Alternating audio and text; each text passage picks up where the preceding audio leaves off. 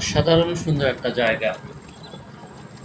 Private চাকরি করার কারণে বাংলাদেশের অনেক বিভাগীয় শহর ঘোরা হয়েছে।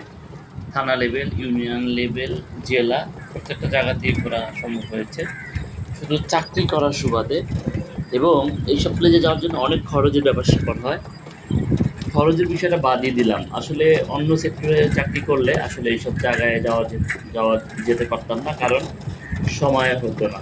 কিন্তু এই প্লেসগুলি এত সুন্দর, নিজ চোখে না দেখলে আসলে বোঝা খুবই মুশকিল। অসাধারণ সুন্দর। তবে এই প্লেসগুলিতে যদি সরকার সুনজর দেয়, তাহলে এটাকে পর্যটক এরিয়া হিসেবে অনেক টাকা ইনকাম করা সম্ভব। খুব সুন্দর প্লেস। এবং আমি যে ভ্যানে আছি, শুধু আমি একা না, আমার সাথে আরও অনেকেই ভ্যানের মধ্যে আছে। এই ভ্যান দিয়ে আমরা ফুট ওভার ব্রিজটা পার হয়ে সমুদ্র এখানে গিয়ে উঠে আমরা সমুদ্রটা পার হবো। এবং সমুদ্রটা পার হয়ে আমাকে অনেক রিস্ক, অনেক ঢেউ থাকে, তারপরেও আলহামদুলিল্লাহ এনজয় করছি।